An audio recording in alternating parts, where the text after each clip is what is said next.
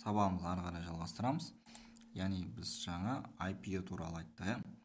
Ары қарай енді жаңа біз айттық, брокерлік компаниялардан брокерлік шот ашу керек дедік. Яғни брокерский компаниялардан брокерский шот ашу арқылы біз сауда саттықпен айналысамыз, трейдингпен. Бізде Қазақстанда көбіне Халық банкі, Народный банк арқылы жаңағыдай акцияларды сатып айналыссаңыз болады. Яғни ол брокерлік компания ретінде де жұмыс жасай береді. Одан кейін Жусан банк бар, және де Freedom Finance банк арқылы, қазір толығырақ айтамыз. Мысалы, мынау Халық банк арқылы, яғни бұл қалай болады? Телефондағы, яғни мобильді қосымша бар бізде, Народный банктың соның ішіне кірген кезде приложениесіне менюда бізде инвест деген жер бар, инвестиция.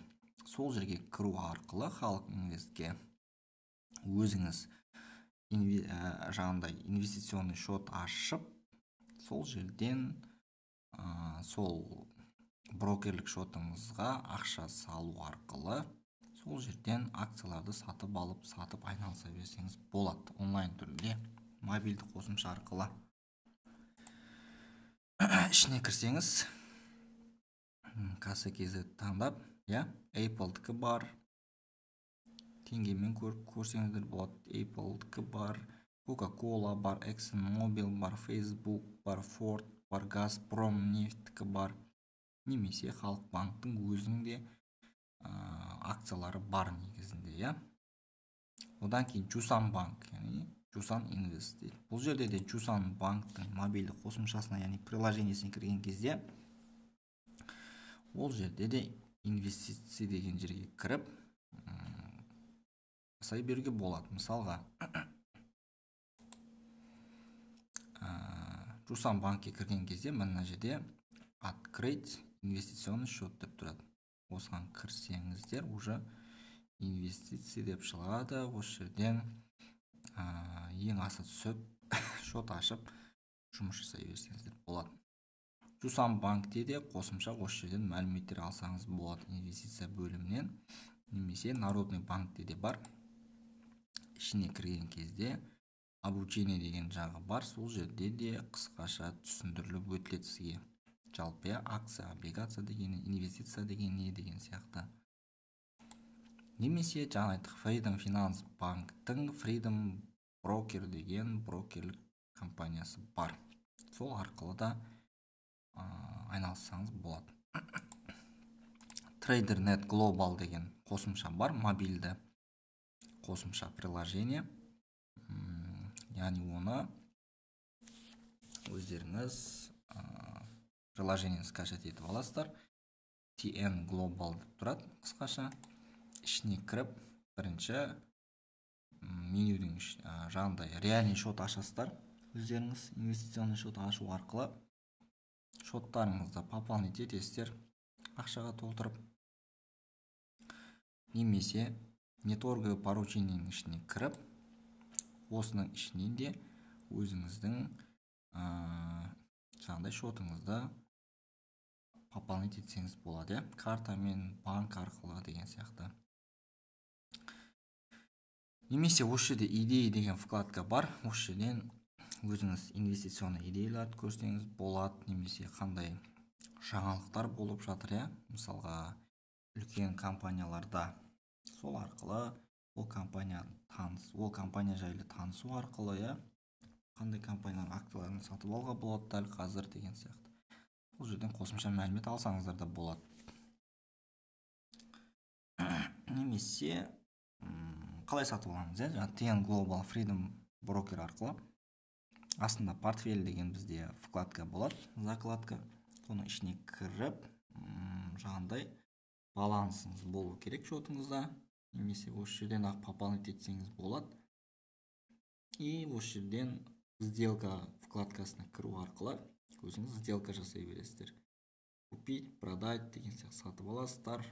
Ол жерден қандай компания акциясын сатып алу керек, қанша штук сатып алу керек деген сияқты. Сол жерден сатып ала бересіздер. Енді жалпы акциямен, инвестициямен айналысатын компаниялардың түрлері көп негізі.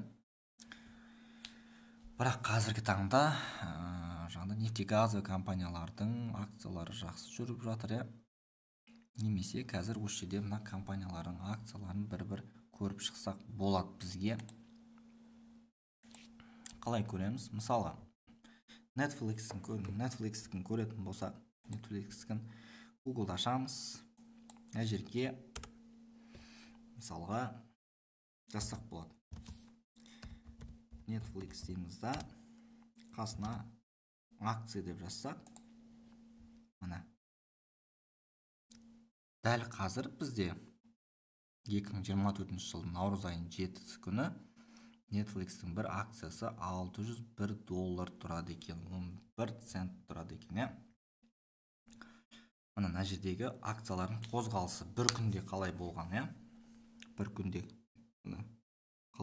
қандай өзгерістерге ұшыраған.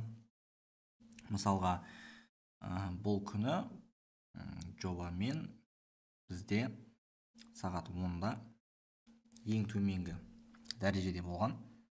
Қарасаңыздар $593 болған.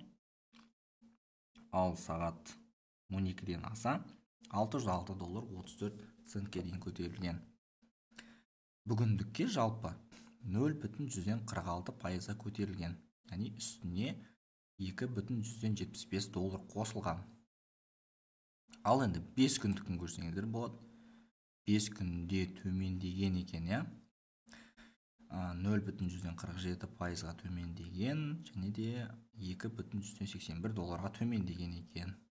Көрсеңіздер болады. 1 наурызда қалай болды? Уақыттары тұр мына жерде. 4 наурыз, 5 наурыз, 6 наурызда қалай болды деген сияқты. Ең көтерілген кезі 4 наурыз күні сағат таңғы 11-де $622,35 көтерілген екен бізде. Немесе бір айдыкін көретін болса, мына бір айда 8,19% көтерілген, яғни үстіне $45,52 қосылған. Мына 6 ақпаннан 6 наурызға дейін ең көтерілген уақыты бізде наурыз айының 1 күні $619,34 болған. Ал ең төменгі уақыты $554,52 болған. Ол 13 ақпан күні болған екен. Немесе 6 айдыкін көрсеңіз болады. 6 айда Netflix-тікі 34,92% көтерілген екен. Яғни үстіне $155,64 қосылған екен. Яғни 6 ай бұрын осы Netflix-тің акциясын сатып алып, бүгін сатсаңыз, егер бір акцияны, яғни әр акциядан $155 пайда көреді екенсіз. Мына жерде 6 ай, яғни 2023 жылдың қыркүйек айының 6-сы мен бүгінгі 2024 жылдың наурыз айының 6-сына дейінгі аралық берілген. Бір жылдыкін көрсек болады. Бір жылда 92,174% көтерілген екен, яғни $289,139 қосылған екен. Бір жылда егер акцияларын сатып алған болсаңыз, бір жыл бұрын әр акцияның үстінен $289 пайда көресіз. Ал егер 5 жылдыкін көрсек, 5 жылда 72,3% көтерілген, яғни үстіне $251,186 қосылған екен бізге. Қарап тұрсаңыздар, осылай көре берсек болады екен негізінде.